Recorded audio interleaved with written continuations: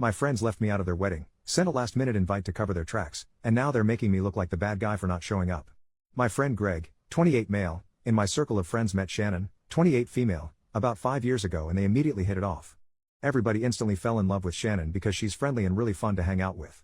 They were everybody's favorite couple and really made our hangouts much more fun. We all knew they were perfect for each other. They both made our crew that much better. The engagement was expected but much welcome news. Our friend circle was buzzing about the inevitable wedding. Then the invitations went out.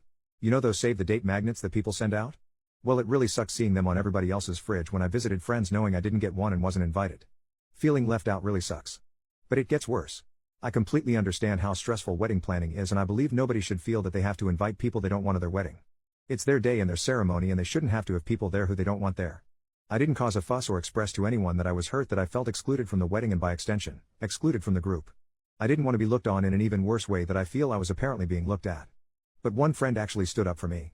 When their wedding came up in conversation and people talked about booking flights and rooms, destination wedding in New York City, eventually I was asked if I booked yet. I said, me and my girlfriend, weren't invited. Nobody could believe it but I insisted that I wasn't upset because I know how situations like this can go. I didn't want to cause trouble because then the happy couple might resent me. Then I'd be the bad guy. I heard through other friends that my friend Tracy thought it was really messed up that I wasn't invited. She and I never spoke of how I wasn't invited to the wedding but she really felt a certain way about it. So a month before the destination wedding, I got a text from Greg basically saying sorry for forgetting to send an invite but that they would love to have us come to the wedding. It was way too late at that point for me. I couldn't get away from my job and I didn't have a chance to put money aside for a year for an expensive New York City destination wedding like everyone else did. I didn't even get a save the date. Every flight and hotel, no rooms where everyone else was staying, obviously. Too late for that, was unaffordable for me. I texted him back that I couldn't make it. The wedding came and went and I felt bad about everything. I saw the Facebook pictures of my friends all having the time of their lives. It looked like a great wedding. There's even a picture of just the group of friends labeled the crew. I don't think I've ever felt so left out honestly. It really made me feel worthless and unwanted. So naturally the typical thoughts surfaced. They don't like you. They think you're annoying. They think you're a jerk. If you can't identify the schmuck in a group of friends, that means you're it. They think you try way too hard to be nice and think you're a phony. Then as if it couldn't get any worse, Shannon messaged me on Facebook asking why I didn't RSVP and said they missed me at the wedding. RSVP? Doesn't one have to be invited in order to RSVP? Everybody got a year to prepare between getting save the dates and actual wedding invitations. I got a text message a month before the wedding. Just as I feared, I'm being made out to be the bad guy and I even made a point to keep my feelings to myself and play it cool. But as usual I didn't say this to her because I know how I would end up looking. I actually apologized for. I don't even know why. But I made a point to mention how I spoke with Greg about it. I also made sure to compliment the wedding pictures and say it looked like fun. I did everything I could in that conversation to make it easier on her and of course now I feel like a total schmuck. That was this past summer and I haven't seen them since. I feel like that's it for me in the group now. I see some of the friends in our group every now and then but everything feels different now. None of them even responded to my birthday party Facebook invite this month. I feel like things are being said behind the scenes and I feel completely out of the loop.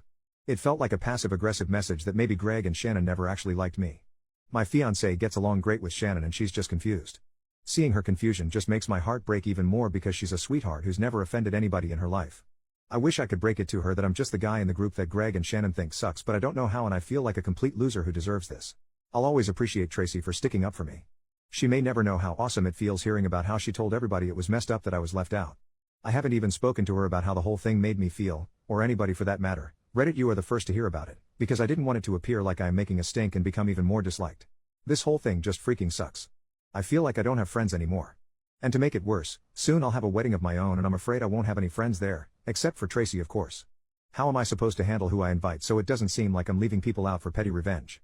How the heck do I navigate a toxic situation that I had no hand in creating? I still feel like I'm in the dark or could be overreacting. What the hell? Relevant comment, that totally sucks. I would be hurt too. Do you think maybe Greg was in charge of sending invites to his friends and forgot? Or it got lost in the mail? I had an invite get returned to me 1 month after I sent it, but thankfully I'd sent a save the date, and sent my invite super early so it ended up being fine, but if I hadn't one of my cousins might have incorrectly thought she was excluded. It sounds like Shannon, at least, thought you were sent an invite if she was upset you didn't RSVP. You actually did RSVP by texting Greg back, but it sounds like she thought you'd been sent an RSVP response card.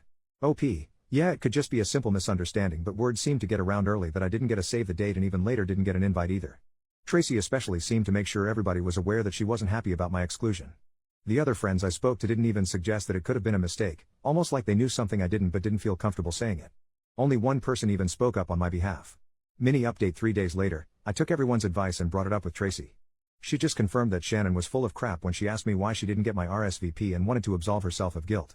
I'm not sure if they forgot or if I just wasn't invited yet, but Tracy said we'd talk about it more tonight when she gets out of work. Final update: later that day, I spoke about it in depth with Tracy. It turns out Greg's best man, someone who was never in the gang but grew up with Greg, always hated me and Greg thinks I'm annoying. Shannon later felt bad, so they chose not to invite me and pressured him to invite me over text knowing I wouldn't be able to make it. Also, it wasn't only Tracy who thought it was wrong that I didn't get an invite, and the chatter is what made Shannon ask me why I didn't RSVP, to make it seem like my invite was lost in the mail. It feels better knowing this because, like I said, they don't have to have people they don't want at their wedding. But knowing Greg doesn't like me hurts because I always thought we were friends. Turns out he's the phony. Unfortunately, everybody else, except for Tracy and a few others, like Greg more than me, so they kind of felt like they had to choose a side after Tracy brought up why I didn't get invited.